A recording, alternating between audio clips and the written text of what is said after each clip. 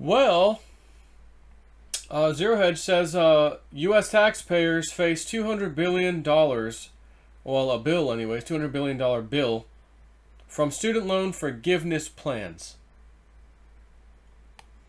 College has become so expensive. Again, liberal leftist policies, administrators, more staff, investors, all the crap that they throw on us. It just gets more and more and more and more expensive. Pretty much like anything the left touches. The student loan bubble continues to inflate. It's now $1.64 trillion. Remember when old Snip started talking about this stuff, the student loan debt, a few years ago? It wasn't a trillion yet. Then it became a trillion. I'm like, oh wow, the student loan debt is now finally hit a trillion. This is debt that is still owed. Oh, it's 1.2. Oh, it's 1.3, 1.4. Now it's 1.64. And has increased over 120% since 2009. Student loan balances equate to 7.6% of GDP, and that's up from 5.1% a decade ago. Much of the millennial generation has insurmountable student debts that will have prevented them from family formation, home buying, and growing savings. This has severely weighed on the economy, but it appears relief could be on the way, paid for by, you guessed it, the U.S. taxpayer.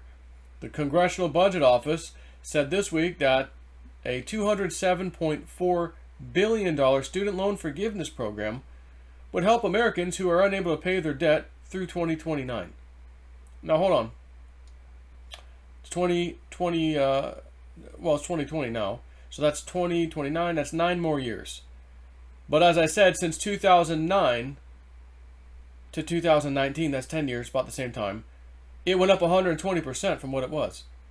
It's now 1.64 trillion. So if it's 1.64 trillion and it does the same thing over the next 9 or 10 years, that's 3.2 trillion, 3.3 trillion. We're going to knock off 207 billion. Right. The CBO said borrowers who attend graduate or professional schooling would benefit from the program the most. The government is expected to forgive $167.1 billion of the total amount, and this includes the original loan amount and unpaid interest for borrowers over the period. The CBO estimates that the government will forgive $40.3 billion on new loans made from 2020 to 2029, or about 21% of the original amount. So hold on, $40 billion from 2020 to 29,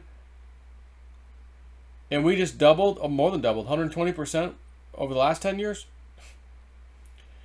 And we're not talking 40 billion to 80 billion. We're talking, 700 billion doubling to 1.4 billion, which is now 1.6 billion.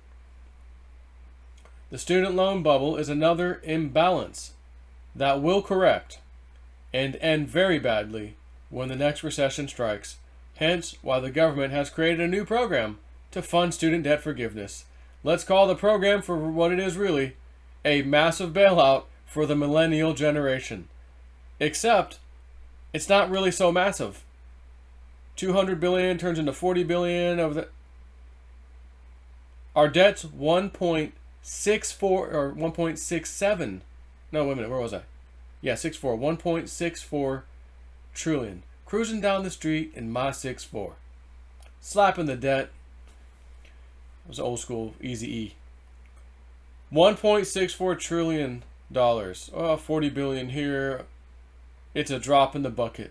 And since it's a drop in the bucket, stop reaching in my damn back pocket to pay for everybody else. You allowed these fake commercials on schooling. Oh, we place our students. We place our students. Come sign up. We place you. Oh, you place us? You got places that'll, okay, you go there. No, just open up a classified newspaper. Whoa, whoa, whoa, whoa. You guys said you place us. Well, in some instances. No. You didn't say in some instances when I signed up.